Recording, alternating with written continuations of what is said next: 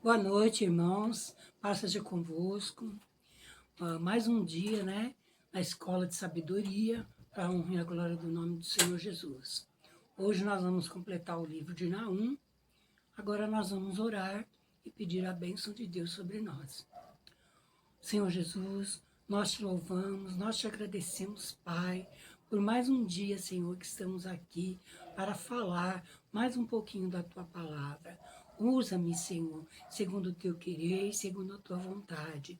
Abençoa os Teus filhos para que eles possam compreender a Tua palavra. É o que eu peço e te agradeço. Em nome de Jesus, amém. Amém, irmãos, glória a Deus, né? Então, o capítulo 3 de Naum, ele vai dar o desfecho, né? A ruína completa de Nínive. Apesar de nós já termos falado um pouco no capítulo 2, né? Mas aqui nós vamos falar um pouquinho mais. No capítulo 1, versículo 3, de 1 ao 3, né? No capítulo 3 de Naum, diz assim: Ai da cidade sanguinária, toda cheia de mentiras, fraudes, de roubo, e que não solta a sua presa,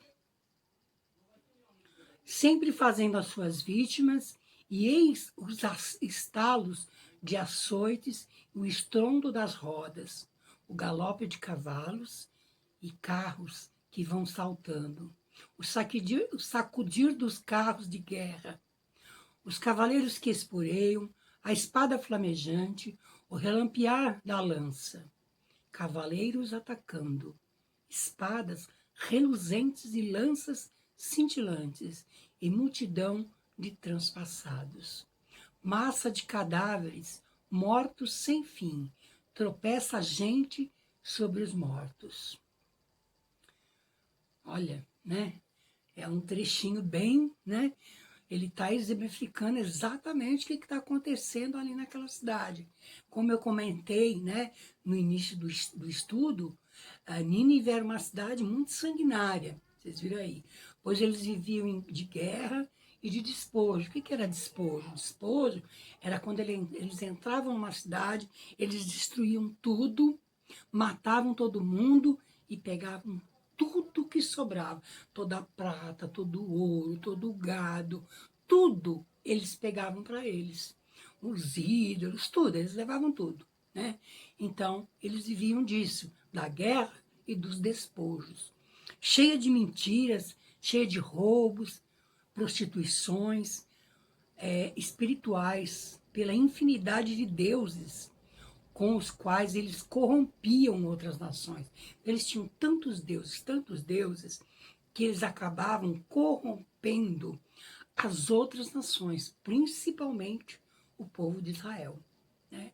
Mestra das feitiçarias, que desencaminhava muitos povos, cidade mercantilista, gananciosa, insaciável, que devorava o que via pela frente.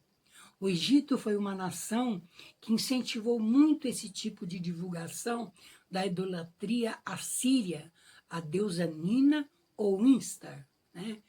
Eles chamavam essa deusa, das deusas envolvidas nesse intercâmbio idólatra. Então, essas deusas, Nina ou Instar, eles eles levaram ao conhecimento do povo de Israel esses ídolos. E o povo de Israel começou a adorar essas deusas também, né? Talvez por isso Naum diz que não solta a sua presa, ou sempre fazendo as suas vítimas, vítimas da sua violência física e da sua idolatria. Então, quer dizer, além deles serem vítimas de morte, de tudo, os que ficavam vivos acabavam ficando idólatras, né? Porque eles levavam cativos e faziam eles adorarem outros deuses. Os deuses assírios eram praticamente os mesmos do panteão babilônico. Insta é a deusa da fertilidade, do amor e da guerra. Nebo era, ou Nabo, deus da ciência e da erudição ou escrita. Anu Deus do céu. Nada a ver, né? Haddad ou Haddad, o trovejador. O equivalente a morreu de Baal. Baal, vocês já ouviram falar bastante, né? A gente lê aí Reis, Samuel, e a gente ouve falar de Baal. Baal era o deus das tempestades, né? O deus do egípcios e tanto também da Babilônia. Sim, sim, o deus da lua. Xamaxá, nome posterior do Tu, o deus do sol, né? Então, eles mudavam o nome, né? O deus da justiça, moralidade e verdade. Moralidade e verdade. Eles não tinham nada disso. O único Deus de justiça, de moralidade, de verdade, é o nosso Deus. O Deus de Israel, o Deus que fez o céu, a terra e o mar e tudo que nele há. O nosso Deus é o Senhor verdadeiro, né? Aí eles têm também o Enki, Senhor das profundas águas, o Deus da sabedoria, Nergal, Deus do submundo, portanto, o Senhor das pragas, das febres, das enfermidades, Deus da guerra, do dilúvio e da confusão. Assur também era o Deus nacional, equivalente a Sírio de Nil, o Deus babilônico do vento, do ar, da terra e das tempestades.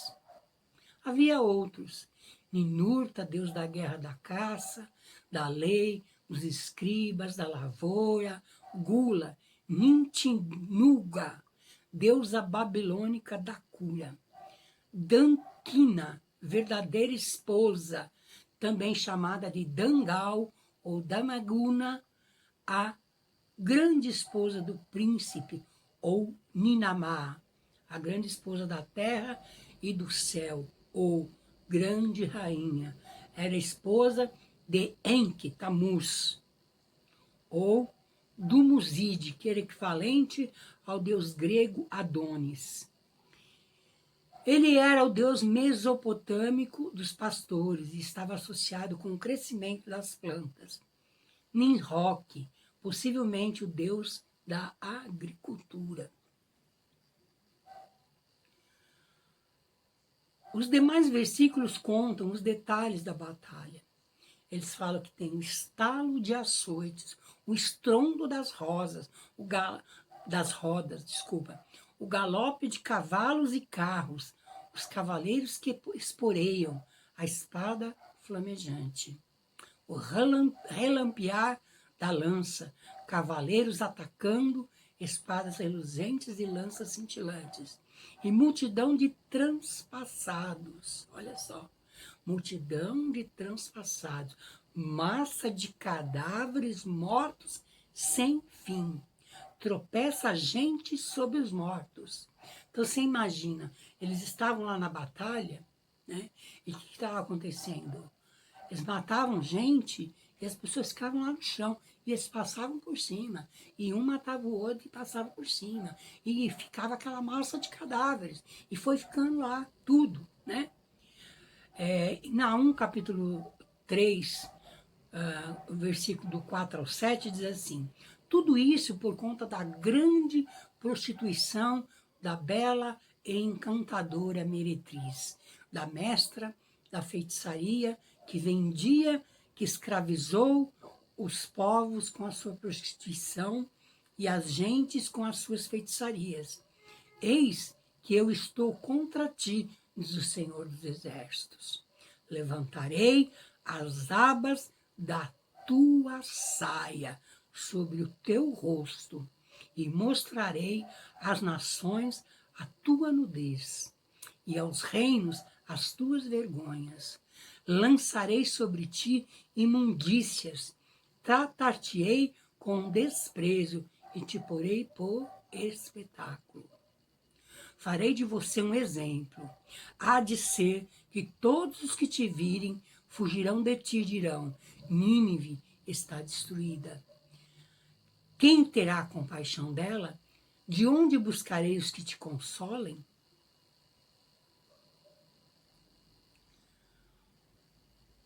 Então, Nós vemos aqui Deus falando que iria levantar, né, as suas saias. Você imagina, né, uma mulher, né, andando com as suas saionas e de repente vir alguém levantar a saia até lá em cima, né? Deus estava falando isso. Olha, eu estou contra vocês, eu vou levantar as abas das tuas saias. Quer dizer, o Senhor ia descobrir aquela cidade, ia mostrar as suas vergonhas, ia mostrar a sua nudez, ia mostrar tudo o que eles eram, como eles eram maldosos, como eles eram maus, em toda espécie de situação, né? Então o Senhor diz que eu vou mostrar a todos os reinos as tuas vergonhas. Eu lançarei sobre ti todas as imundícias e trazei e tratarei com desprezo, né? E te porei em espetáculo. Então, quer dizer, aquela cidade seria um espetáculo para as outras cidades. Todos os reinos iriam ver que aquela cidade de Nínive estava sendo totalmente desnudada, destruída, envergonhada, né? Oh Deus, ele diz, farei de ti um exemplo. Há de ser que todos que te virem fugirão de ti. Nínive está destruída. Quem terá compaixão dela, né? Quem vai ter compaixão agora, né? O Senhor explica o porquê da sua ira, da severidade do seu julgamento. A idolatria, que corrompia as mentes das pessoas e matava aos poucos os prisioneiros do engano. Então, irmãos, aqui eu quero parar um pouquinho e falar com você, né? Falar comigo, né? Olha, o Senhor, ele desde os primórdios da palavra de Deus, ele sempre disse que nós devemos, lá em Êxodo 20, fala que nós devemos adorar a Deus sobre todas as coisas. Ama ao teu Deus sobre todas as coisas. Depois, ama o teu próximo como a ti mesmo. Né? Então, ele manda que nós adoremos a ele. E depois ele diz, ó, não farás para ti imagem alguma que há no céu, que há na terra e que há nos mares. Então, veja bem, o que tem no céu? Tem o sol, nós vimos aí, o Deus do sol, eles adoravam o Deus do sol. Nós vimos aí o Deus da lua, eles adoravam a lua. Né? Eles adoravam tudo que existia, estrelas, tudo. Eles adoravam vacas, eles adoravam leões. Lembra que nós falamos sobre os leões alados? Né?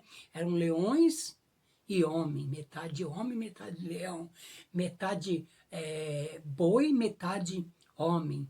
Eles adoravam todo tipo de criatura que Deus criou. Deus criou todas as criaturas não para ser adoradas. Deus as criou para abençoar a humanidade. Né? Deus criou os luminares para abençoar as nossas vidas e não para nós adorarmos. Deus disse que Ele é o único que nós temos que adorar. E aquele povo não estava adorando somente a Deus. Aqui era Nínive, mas Nínive já tinha levado um monte de gente de Judá e um monte de pessoas do Judá e de Israel que estavam adorando essas coisas juntamente com eles. Por quê? Porque eles tinham enganado eles e tinham mostrado outros deuses para eles. E o povo de Israel, o povo de Judá, em vez de ser fiel a Deus, eles foram após as suas abominações, após as feitiçarias, após todo o engano, e eles corromperam a mente deles, e eles se deixaram ser corrompidos. Então, irmãos, é muito perigoso nós nos deixarmos corromper por aquilo que não é certo, por aquilo que está errado, por aquilo que Deus não fala. Né? A Bíblia é muito clara quando ela diz que adorar somente a Deus, ao único e verdadeiro Deus, que fez o céu, a terra e o mar, e tudo que nele há. Então, irmãos, nós precisamos aprender a adorar somente a Deus, nada mais além de Deus. Então, essas pessoas, elas foram totalmente destruídas. Por quê? Porque elas tinham as mentes corrompidas e corrompiam a mente dos seus vizinhos, né? Então, ele diz que levantaria a saia, né, do seu rosto, mostraria às nações suas vergonhas. Então, olha, irmãos, aquela cidade, ela ficou totalmente uma cidade envergonhada, né? E hoje, irmãos, quando nós praticamos aquilo que não é bom, aquilo que não é agradável diante de Deus, Deus pode muito bem também levantar a nossa saia e mostrar a nossa nudez, mostrar que somos pequenos, que não somos nada e que não sabemos nada. Então, irmãos, vamos tomar cuidado de não sermos idólatras. Nós precisamos adorar somente a Deus. Por quê? Porque se nós não adorarmos somente a Deus, com certeza Deus vai descobrir a nossa nudez e vai mostrar para o mundo que somos idólatras. Não adianta nada eu ir para a igreja, todo domingo eu vou para a igreja, toda quinta-feira estou indo para a igreja, mas quando eu estou aqui em casa, eu vou pegar e eu vou fazer oração para um santinho, né? Eu vou rezar para fulano, para ciclano, eu vou dobrar meu joelho diante de uma imagem. Ninguém está vendo. Engano seu. Deus está vendo. Deus olha e vê todas as coisas. Porque a Deus nada fica encoberto. Deus vê todas as coisas. Como Deus poderia punir todo aquele que o imitasse em suas obras malignas, né? Então, o Senhor, ele disse que ia destruir. Lançarei sobre ti imundícias, tratar-te com desprezo, te porei em espetáculo. Há de ser que todos os que te virem fugirão de ti. Então, quer dizer, ninguém ia querer nem olhar para o povo de Nínive. Nínive, você está destruída, né? Acabou. Ninguém vai olhar para você, né? De onde buscarei os que te consolem? Mostra a extensão da destruição. A ruína de Nínive foi tão completa que até mesmo a sua localização ficou esquecida por muitos séculos. Então, irmãos, ela foi tão destruída, que muitos e muitos séculos passaram, daqui a pouco a gente vai ver mais, e só no século XIX é que eles foram encontrar o lugar aonde era Nínive, porque ficou um monte de tempo lá, escondido, e aqueles cadáveres todos lá desparramados, e só no século XIX que eles foram encontrar aqueles cadáveres, aqueles ossos, né? No capítulo 3, versículo 8, aqui em Naum, ele se refere a uma outra cidade que também foi destruída, um pouco antes de Nínive. Então ele compara as duas, né?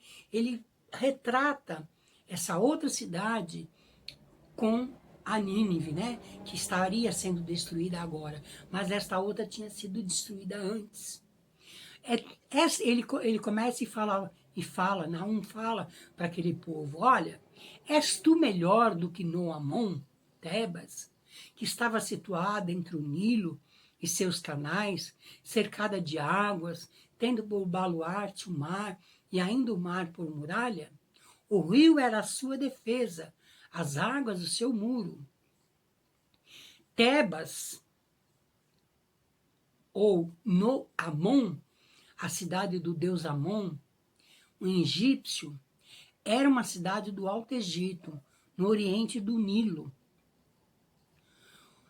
mencionada junto com outras cidades importantes do Egito, como nos escritos de Ezequiel. Ezequiel 30, versículo 14, ele cita, né, sobre sobre esse lugar, no Amon.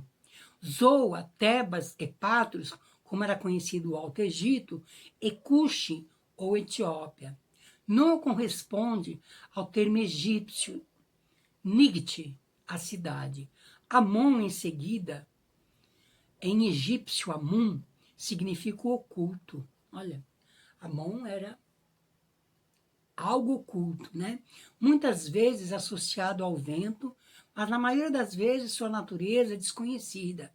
Muitas vezes é chamado de Amon-Ré, por sua união com o deus cósmico Ran, Ré-Oatum, o deus Sol. Durante as dinastias 1570 e 1085 a.C., Amon foi o deus oficial, o rei dos deuses. Neste período, os tesouros da Ásia e da África se derramavam nos cofres de Tebas. Então, assim como a cidade de Nínive era uma cidade que ia lá, matava, destruía e pegava tudo para eles, Tebas também era assim, no Amon. Também, eles iam destruir. Ela era uma cidade um pouquinho acima, na própria Síria, porque Nínive era na Síria, né? Então, eles também iam lá e destruíam todo mundo e pegava tudo para eles. Ela caiu em poder dos assírios em 661 a.C., sob Assurbanipal, após 3 anos de cerco, em meio ao incêndio e à matança. Portanto, ao predizer a queda de Nínive, a comparação com a queda de Tebas não poderia ser melhor, porque ele estava comparando, olha, aquela cidade, ela foi derrotada, e vocês acham que vocês não vão ser? Né? Eles eram parecidos com vocês. Né? No século VII depois de Cristo, Tebas foi reconstruída pelos árabes e recebeu o nome de Luxor, também conhecida como Karnak, em Zoatanes, no Baixo Egito, no Delta Egípcio. Estavam os maiores conselheiros e príncipes de Faraó. Isaías 19, 11 e 13, ele também fala sobre isso, né? Os líderes de Zoa não passam de insensatos. Os sábios conselheiros de Faraó dão conselhos tolos.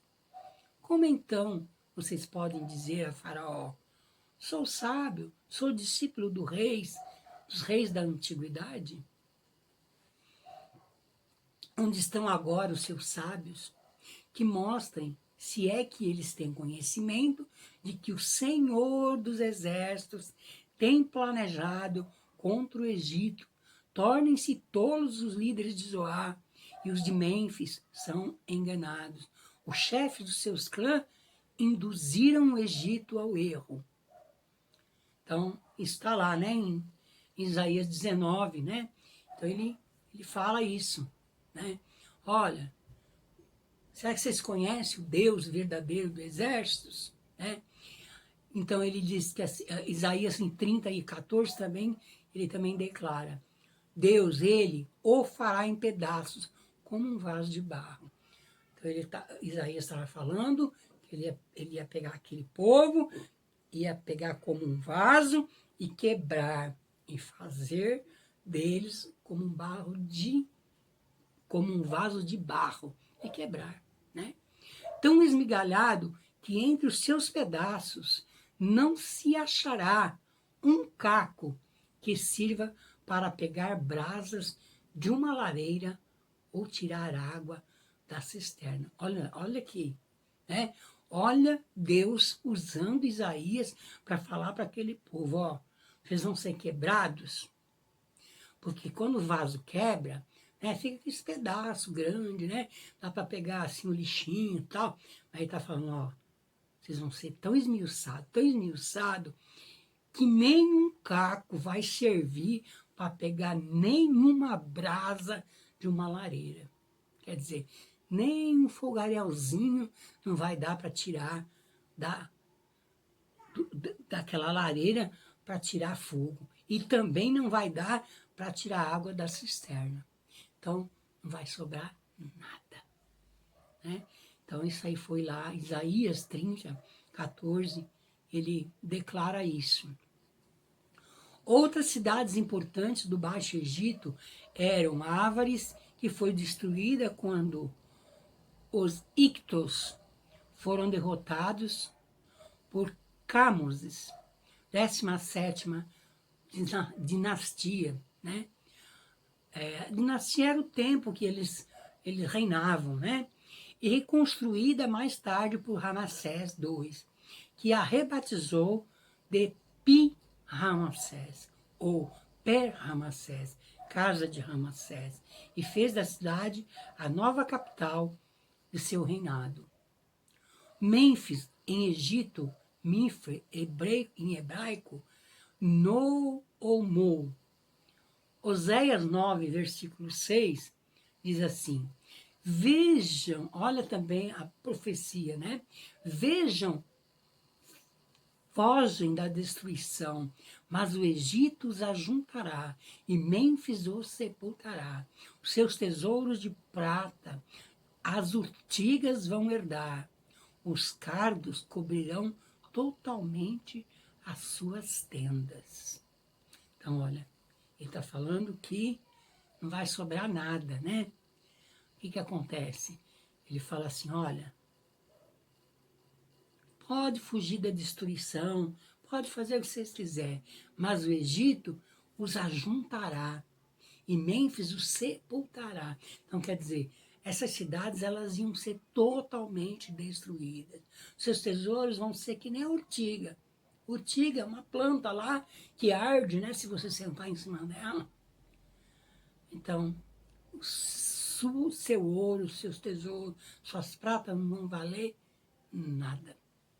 É isso que Deus estava falando para eles, né? Jeremias 2,16 também diz assim: até mesmo os homens de Mênfis e de Táfnis raparam o seu crânio. Jeremias 46,14, anunciem isto no Egito e proclamem em Migdol, proclamem também em Mênfis e em Táfnis. Assumam posição, preparem-se, porque a espada devora aqueles que estão ao seu redor. Então, aquele também, em Jeremias também está profetizando que tudo ia ser destruído naquele lugar. A cidade de Tebas, Amon, iria ser destruída, assim como está a cidade de Nínive.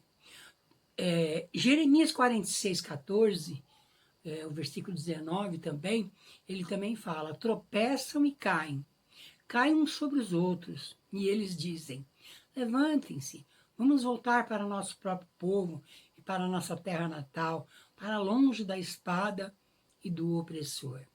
Quer dizer, vamos fugir, vai dar para fugir. Mas Deus já tinha falado que ninguém ia fugir, que eles iam ser totalmente destruídos. E eles foram totalmente destruídos. Ezequiel 30, 13 a 16 também que diz, assim diz o soberano Senhor, destruirei os ídolos e darei fim às imagens que há em Mênfis. Então aquela cidade de Mênfis era uma cidade dentro de Enom, e ela tinha muitas imagens, assim como Nínive, né? E ele fala, não haverá mais príncipe no Egito, e espalharei medo por toda a terra. Ele diz, incendiarei o Egito, Peluso se contorcerá de agonia, Tebas será levada pela tempestade, Mênfis estará em constante aflição. Os deuses principais de Mênfis eram Pita e Seque-Socar e Nefertem, o nome do seu grande templo.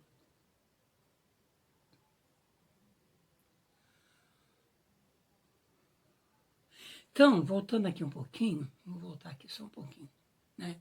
Então, a gente viu aqui que Jeremias profetizou contra a cidade de Tebas Amon, Ezequiel profetizou, né, que Tebas iria ser destruída, né, iria ser levada pela tempestade, né, e todos eles iriam ficar em constante aflição. E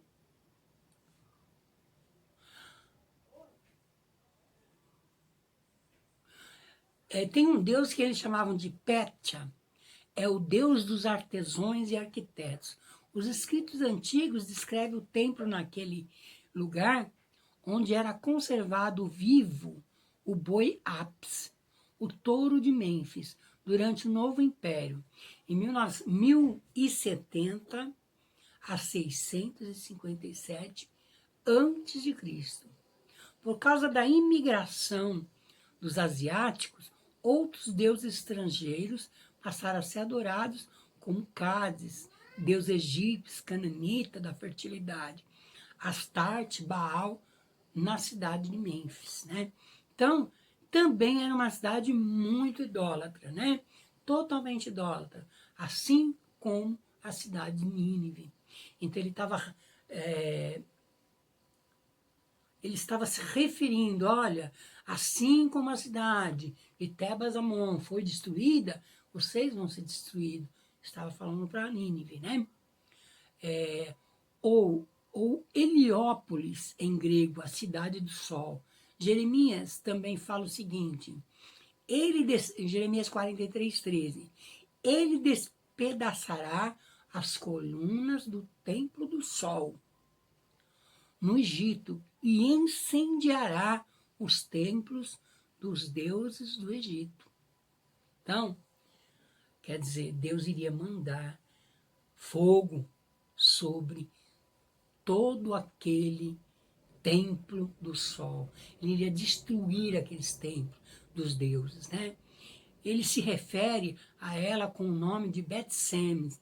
Ezequiel 30 fala que os jovens de Heliópolis e de Bubastis cairão pela espada, e a população das cidades irão para o cativeiro. As trevas imperarão em pleno dia. Em Táfnis, quando eu quebrar o jugo do Egito, ali a sua força orgulhosa chegará a um fim. Ficará coberta de nuvens, e os moradores de seus povoados irão para o cativeiro. Então, aqueles que não foram mortos, eles foram para o cativeiro. Ao contrário de Nínive, foi totalmente destruída, né? Ezequiel 30, versículos 17 a 18, eles fazem um jogo de palavra entre e Avém. Em egípcio, em grego, Heliópolis, foi o grande centro de adoração ao sol do Egito, onde o deus Sol, Ra, recebia a honra especial. Né? Então, Pi Bezete em hebraico. Esses nomes todos são os deuses deles, né? Cada um tinha um nome, né? Cada um adorava uma coisa, né? E Deus mandava sempre os seus profetas profetizar contra aquelas cidades.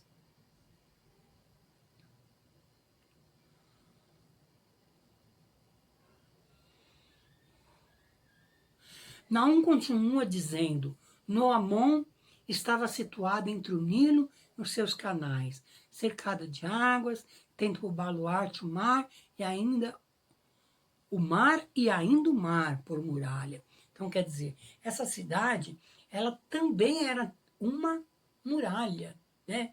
O mar guardava ela de um lado, do outro, e tudo o que era tudo guardado, aquela fortaleza, era uma fortaleza, né? O rio era a sua defesa, as águas eram os seus muros. Então, eles estavam ali no meio, né? E nada eles tinham medo, eles não temiam. Por quê? Porque eles viviam ali guardados. Mas os faraós da dinastia 1070 a 657 a.C. construíram fortalezas à beira-mar, isto é, a primeira linha de defesa do Egito, usando os canais de irrigação e drenagem do leste do delta nos estatuários do Nilo. Então, eles criavam, né, canais de irrigação para irrigar a cidade, mas para não entrar a água para destruir eles, e somente irrigar, né, aquele lugar. além das defesas através da estrada vinda da Palestina. Por isso Naum escreveu que a cidade tinha o mar por muralhas, o mar se referindo ao próprio Nilo, e o mar Mediterrâneo, onde na região a leste do delta havia as fortalezas na costa. Na época, o Nilo desembocava no mar por 7 canais. Essa proteção estava adicionada à grande distância de Tebas, no rio acima, que os invasores tinham que percorrer até chegarem a ela. Entre o Nilo e os seus canais se refere à distância entre o delta e o Nilo, rio acima até chegar a Tebas, no Alto Egito. Então, eles eram muito protegidos, né? Eles saíam, destruíam as cidades, entravam nas cidades, matavam todo mundo, traziam o seu ouro, sua prata e ficavam lá dentro, né? Ninguém chegava neles. Eles eram uma cidade totalmente fechada, né? Então, outros profetas proferiram julgamento contra Tebas e outras cidades egípcias. Jeremias, o Senhor dos Exércitos, Deus de Israel, diz: castigarei Amon, Deus de Tebas. Ó Faraó, o Egito, seus deuses, seus reis, e também os que confiam no Faraó. Né? Jeremias 46, 25. Em Ezequiel 30, ele diz: arrasarei o Alto Egito e incendiarei Zoa e infligirei castigo a Tebas. Então, ali, Naum estava relembrando a destruição de Tebas, Amon, né? Derramarei a minha ira sobre Pelúsio, a fortaleza do Egito, e acabarei com a população de Tebas. Incendiarei o Egito, Pelúsio se contorcerá de agonia, Tebas será levada pela tempestade, e Mênfis estará em constante aflição.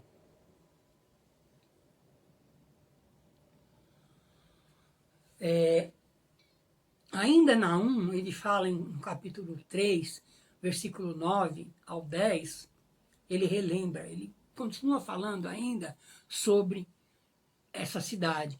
Etiópia e Egito eram a sua força. Então, eles dependiam da Etiópia e do Egito. Eles eram ligados, eles tinham uma aliança com esse povo da Etiópia e do Egito, né? E essa força era sem limite. Put e Líbia, o seu socorro, estavam entre eles os seus aliados. Todavia ela foi levada ao exílio. Foi para o cativeiro, também os seus filhos foram despedaçados na esquina de todas as ruas. Sobre os seus nobres lançaram sorte. Lançaram sorte para decidir o destino dos seus nobres. No original, homens honrados. E todos os seus foram presos com aguilhões. Olha, então essas duas cidades que ajudavam, né, a Tebas também foram destruídas. A destruição de Tebas causou um reflexo na Etiópia, que também veio a cair, cumprindo a profecia de Isaías, capítulo 20, versículo 2 e 6. Né? Nessa mesma ocasião, o Senhor falou por meio de Isaías, filho de Amós, e disse: tire o pano de saco do corpo e a sandália dos pés. Ele obedeceu, passou a andar nu e descalço. Vocês sabiam que Isaías teve um tempo que ele andou nu e descalço? Lê Isaías que você vai achar. Né? Então disse assim o Senhor: assim como meu servo Isaías andou nu e descalço durante 3 anos, como sinal e advertência contra o Egito e contra a Etiópia, olha, Deus estava dando uma profecia: olha, Isaías, você vai andar nu e descalço durante 3 anos, porque é isso que eu vou fazer com essa cidade. Assim também o rei da Síria, para a vergonha do Egito, levarás nus e descalços os prisioneiros egípcios e os exilados etíopes, jovens e velhos, com as nádegas descobertas. Isso, quando Deus fala assim, é porque Deus ele está tão indignado com as idolatrias, que ele vai descobrir a nudez do seu povo. Ele vai destruir mesmo. Glória a Deus, né, irmãos? Então, jovens e velhos iriam ser totalmente descobertos. Os que confiavam na Etiópia e se vangloriavam no Egito terão medo e ficarão decepcionados. Naquele dia, o povo que vive deste lado do mar dirá: veja o que aconteceu com aqueles em quem confiávamos. A quem recorremos para nos ajudar e livrar do rei da Assíria? E agora, como escaparemos? Então eles viram que aquelas cidades foram destruídas e que eles não tinham mais as suas alianças com aquele povo, né? Eles foram também destruídos, né? Mais tarde, ela foi absorvida pelo Império Pérsio. Os habitantes de Tebas também foram levados ao exílio pelos assírios e depois foi feita prisioneiras por Nabucodonosor. Em Jeremias 43:8, ele também diz que o Senhor dirigiu a palavra a Jeremias dizendo: pegue algumas pedras grandes e à vista dos homens de Judá, enterre-as no barro do pavimento na entrada do palácio de Faraó, em Táfnis. Então diga-lhes: assim diz o Senhor dos Exércitos, Deus de Israel, mandarei chamar meu servo Nabucodonosor, rei da Babilônia, e ele cobrirá o seu trono sobre essas pedras que enterrei, e estenderá a sua tenda real sobre elas. Ele virá e atacará o Egito. Trará morte aos destinados à morte, cativeiro aos destinados aos cativeiros, a espada aos destinados a morrer pela espada. Ele incendiará os templos dos deuses do Egito. Embora levará cativos os seus deuses, como um pastor tira os piolhos do seu manto, assim ele despiolhará o seu Egito e sairá em paz. Ele despedaçará as colunas do templo do sol no Egito e incendiará os templos dos deuses do Egito. Castigarei Amon, deus de Tebas, o faraó, o Egito, seus deuses e seus reis, também os que confiam no faraó. Seus nobres lançam sortes, Joel 3:3. Tiraram sorte sobre o meu povo e deram meninos em troca de prostitutas. Olha, eles venderam meninas e meninos por vinho e por prostituta para se embriagarem. Olha como que era aquela cidade, né? Eles eram terríveis. E Joel também diz: respeito ao costume de lançar sortes para dividir os prisioneiros de guerra entre os conquistadores. Também os seus filhos foram despedaçados nas esquinas de todas as ruas. E o profeta diz a Nínive: e que os assírios haviam feito com os habitantes de Teba. Né? Então, Naum, ele estava descrevendo, olha, assim, Tebas vai ser totalmente destruída. Assim vocês também serão totalmente destruídos. Jeremias 46:9, ele diz assim: ao ataque, cavalos, avancem, carros de guerra, marchem em frente, guerreiros, homens da Etiópia e da Líbia, que levam escudos, homens de Líbia, que empunham o arco. Em Ezequiel, a espada virá contra o Egito, e a angústia virá sobre a Etiópia, quando os mortos caírem no Egito. Suas riquezas lhe será tirada, seus alicerces serão despedaçados. A Etiópia, Fute, Lude e toda a Arábia, a Líbia, o povo da terra da aliança, cairão pela espada junto com o Egito. Então, essas nações, elas cairiam diante do rei Nabucodonosor. Lembrando que Deus falou que iria usar o rei Nabucodonosor como servo dele, para destruir nações, né?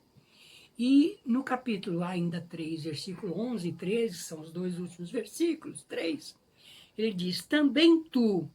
Aí depois que ele relata, que ele conta, fala sobre Nínive, sobre Amon, Tebas, tudo, ele relata o negócio. Ele fala, olha, também tu, Nínive, serás embriagada e te esconderás. Também procurarás refúgio contra o inimigo. Todas as suas fortalezas são como figueiras com figos temporãos. Figos maduros, se os sacodem, caem na boca do que hás de comer. Caem em bocas vorazes. Eis que as suas tropas, no meio de ti, são como mulheres. As portas dos teus países são abertas de par em par aos teus inimigos. O fogo consome os teus ferrolhos. Nínive também ficará embriagada pelo cálice da ira de Deus. Tentará fugir do inimigo, mas não conseguirá. As suas fortalezas estão frágeis como figos maduros. As suas tropas estão se sentindo impotentes e fracas, e os limites do império, as portas do teu país, estão à mercê dos medos, dos babilônicos e dos citas. O profeta diz que tudo está queimado. Tá, irmãos? Olha, é muito triste, né? É muito triste nós vemos tudo isso. Porém, é o juízo de Deus.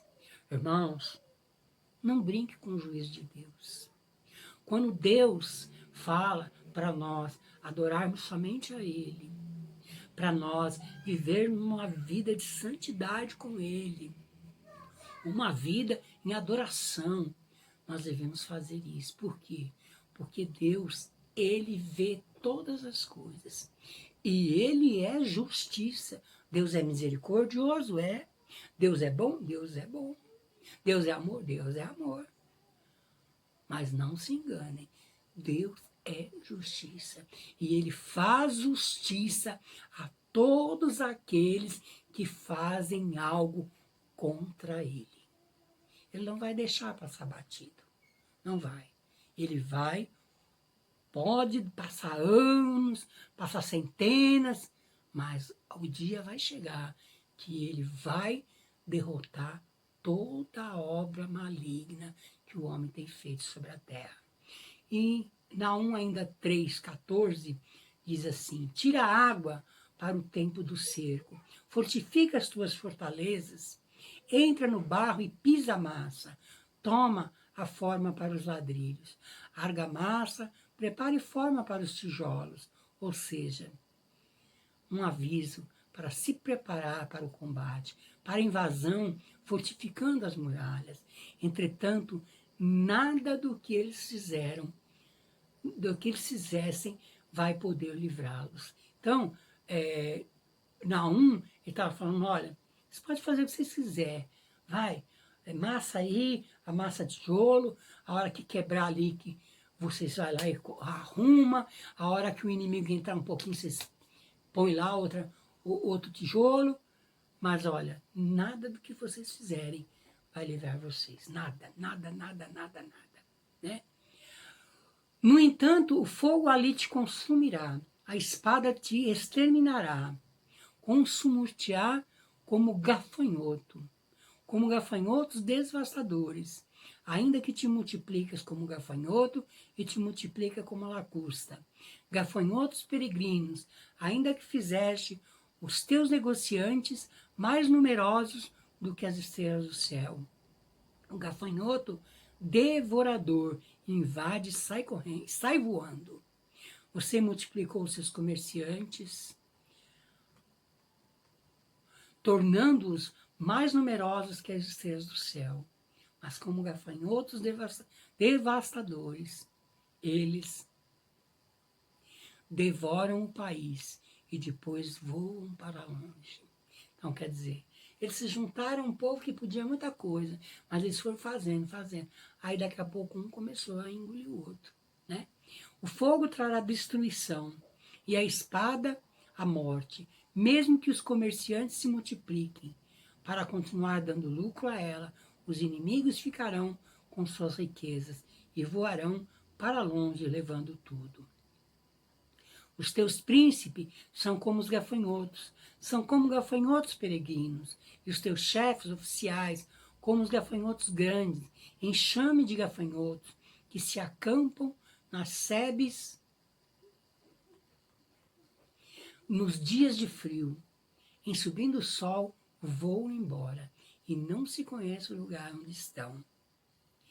Ninguém sabe para onde vai. Os teus pastores ou os teus governantes dormem. O rei da Síria, os teus nobres, dormitam. O seu povo se derrama pelos montes e não há quem os ajunte. Seus generais e oficiais do exército, chefes de tropas, fugiram. Os príncipes, conselheiros e ministros do Estado e magistrados, pastores, estão desorientados, alheios às suas obrigações, e o povo está disperso, sem ninguém para juntá-los. Ainda no versículo 19, ele diz, não há remédio para a tua ferida, não há remédio. Quer dizer, nada ia curar aquela cidade, nada. A tua chaga é incurável, é mortal. Todos que ouvirem a tua fama baterão palmas sobre ti, pela sua queda, porque sobre quem não passou continuamente a tua maldade, quer dizer, todo aquele povo que vivia ali ao redor, quem é que não tinha passado continuamente pela maldade de Nínive, né? Então Deus fala, olha, vocês não têm cura, né? Pois quem não sofreu por sua crueldade sem limites? E o profeta termina dizendo que a destruição é tão completa, tão definitiva, que não tem mais jeito, nem cura, nem solução. Quem souber da sua queda se alegrará, pois todos os povos sofreram com sua maldade.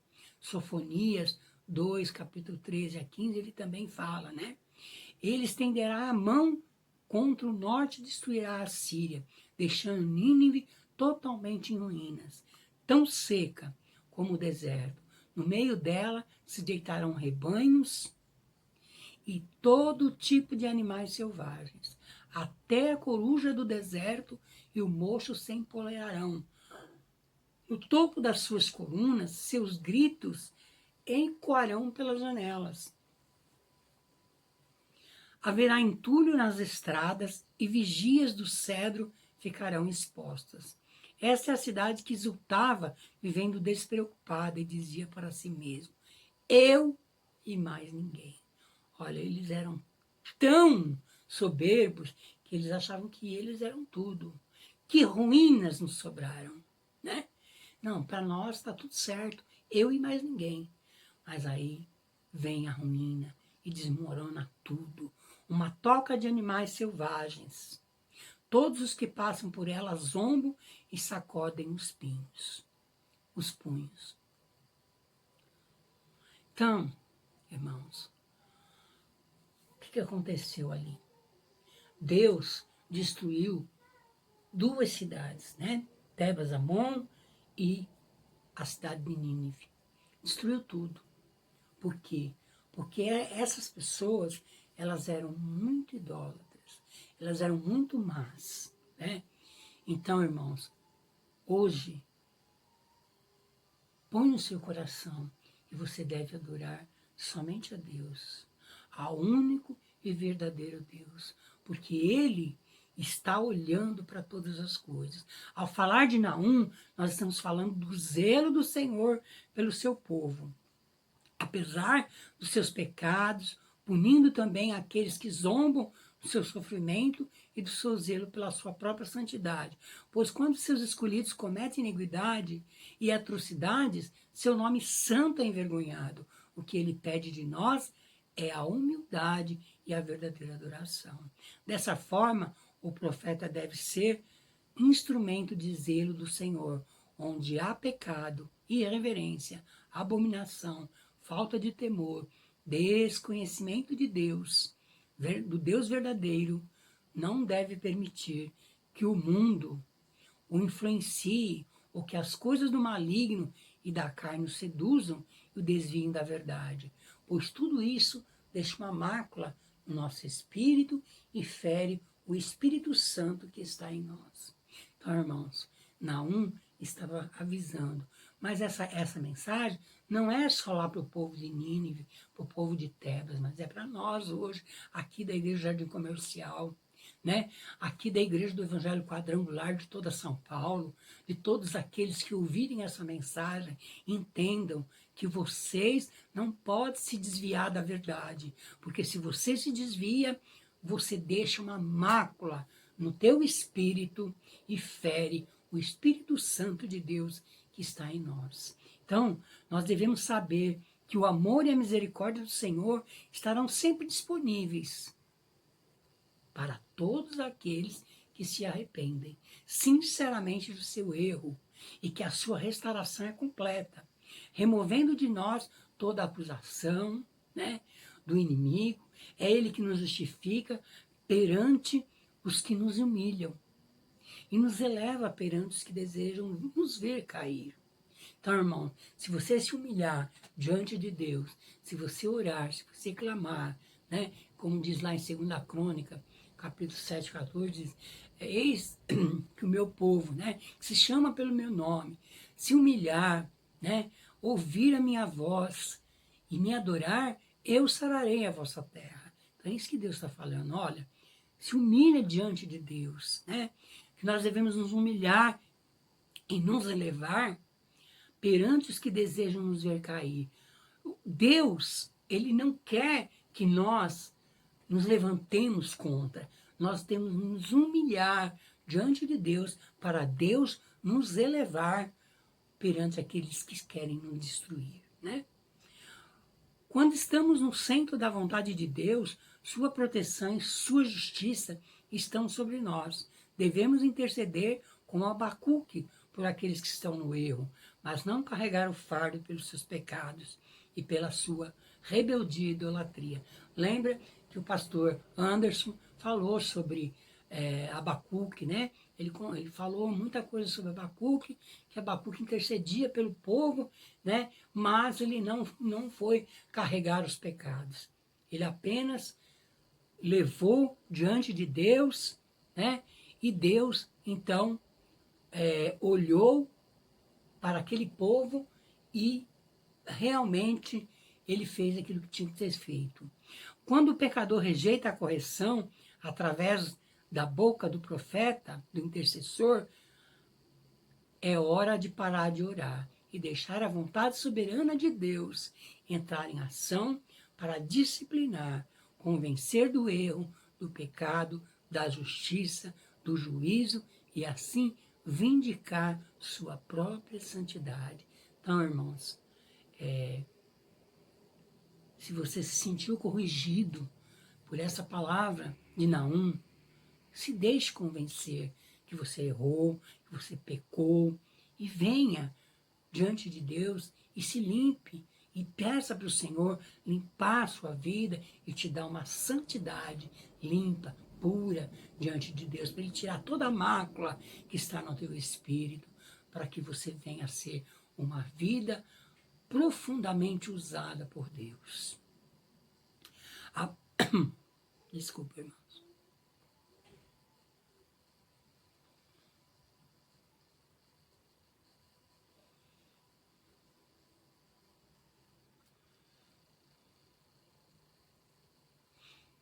Glória a Deus, né? Então, só voltando aqui só um pouquinho, fala só mais uns minutinhos.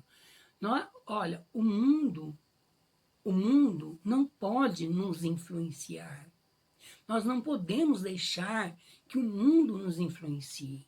Para quê? Para as coisas do maligno. Nós devemos nos influenciar pela palavra de Deus, né? A palavra de Deus, tudo aquilo que você ouvir da palavra de Deus, é isso que vai permear a sua vida. Amém, irmãos? Então aqui está o último capítulo, né? O capítulo de Naum, o livro de Naum, nós falamos mais um pouquinho, né? Espero que vocês tenham gostado. Vocês podem ler o livro de Naum inteirinho, para vocês prestarem bastante atenção e saberem tudo aquilo que Deus está falando nos nossos corações. Deus abençoe vocês, boa noite, que a paz do Senhor Jesus Cristo seja sobre todos, hoje e para sempre. Amém. Amém.